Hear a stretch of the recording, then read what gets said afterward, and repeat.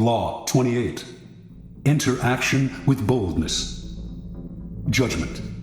If you are unsure of a course of action, do not attempt it. Your doubts and hesitations will infect your execution. Timidity is dangerous. Better to enter with boldness. Any mistakes you commit through audacity are easily corrected with more audacity. Everyone admires the bold. No one honors the timid. Boldness and hesitation. A brief psychological comparison. Boldness and hesitation elicit very different psychological responses in their targets. Hesitation puts obstacles in your path. Boldness eliminates them. Once you understand this, you will find it essential to overcome your natural timidity and practice the art of audacity. The following are among the most pronounced psychological effects of boldness and timidity. The bolder the lie, the better.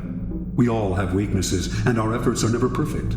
But entering action with boldness has the magical effect of hiding our deficiencies. Con artists know that the bolder the lie, the more convincing it becomes. The sheer audacity of the story makes it more credible, distracting attention from its inconsistencies. When putting together a con or entering any kind of negotiation, go further than you planned. Ask for the moon, and you will be surprised how often you get it. Lions circle the hesitant prey. People have a sixth sense for the weaknesses of others. If, in a first encounter, you demonstrate your willingness to compromise, back down, and retreat, you bring out the lion even in people who are not necessarily bloodthirsty.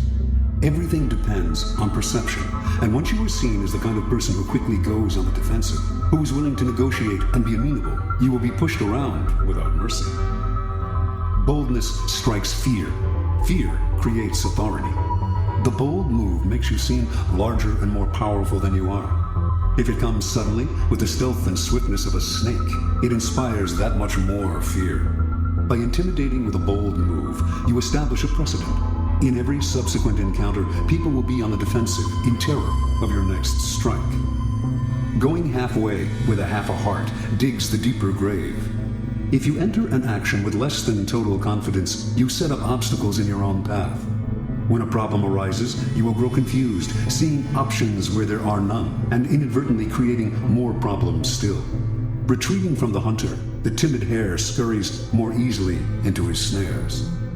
Hesitation creates gaps, boldness obliterates them. When you take time to think, to hem and haw, you create a gap that allows others time to think as well. Your timidity infects people with awkward energy, elicits embarrassment. Doubt springs up on all sides. Boldness destroys such gaps. The swiftness of the move and the energy of the action leave others no space to doubt and worry. In seduction, hesitation is fatal. It makes your victim conscious of your intentions. The bold move crowns seduction with triumph. It leaves no time for reflection. Audacity separates you from the herd. Boldness gives you presence and makes you seem larger than life.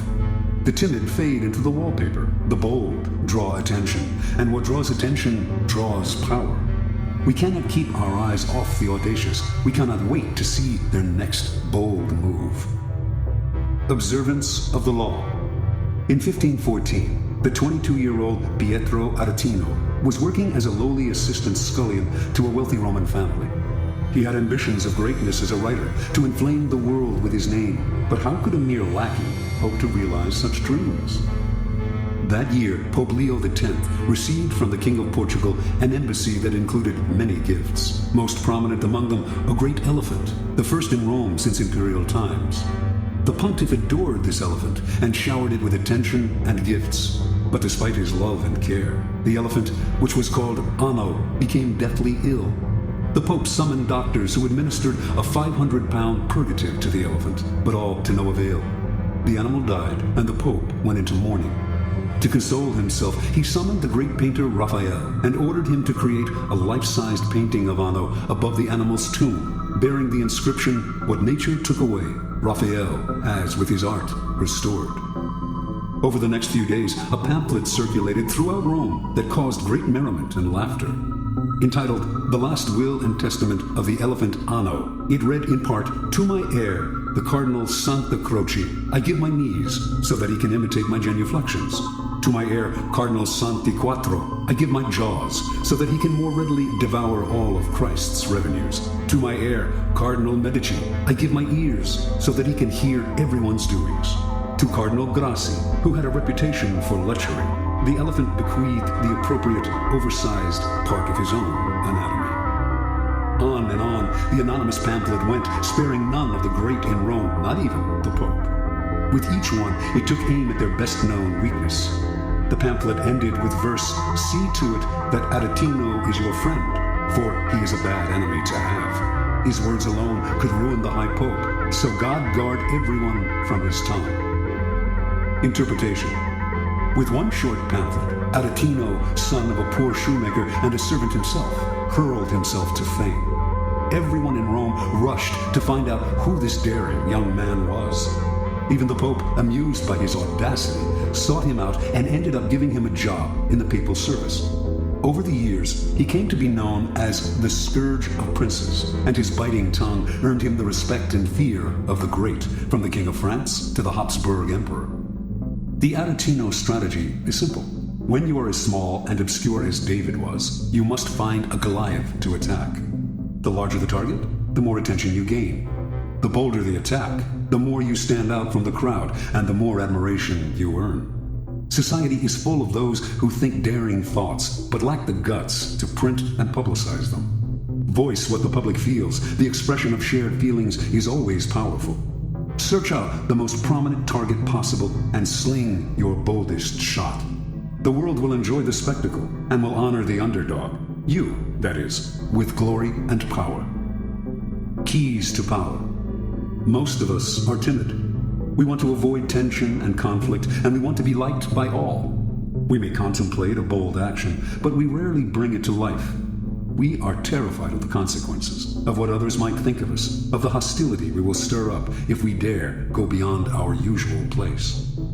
Although we may disguise our timidity as a concern for others, a desire not to hurt or offend them, in fact, it is the opposite. We are really self-absorbed, worried about ourselves and how others perceive us. Boldness, on the other hand, is outer-directed and often makes people feel more at ease, since it is less self-conscious and less repressed. Few are born bold. Even Napoleon had to cultivate the habit on the battlefield, where he knew it was a matter of life and death. In social settings, he was awkward and timid, but he overcame this and practiced boldness in every part of his life because he saw its tremendous power, how it could literally enlarge a man, even one who, like Napoleon, was in fact conspicuously small. You must practice and develop your boldness. You will often find uses for it. The best place to begin is often the delicate world of negotiation, particularly those discussions in which you are asked to set your own price. How often we put ourselves down by asking for too little. When Christopher Columbus proposed that the Spanish court finance his voyage to the Americas, he also made the insanely bold demand that he be called Grand Admiral of the Ocean. The court agreed. The price he set was the price he received. He demanded to be treated with respect, and so he was. Understand, if boldness is not natural, neither is timidity. It is an acquired habit, picked up out of a desire to avoid conflict. If timidity has taken hold of you, then root it out. Your fears of the consequences of a bold action are way out of proportion to reality.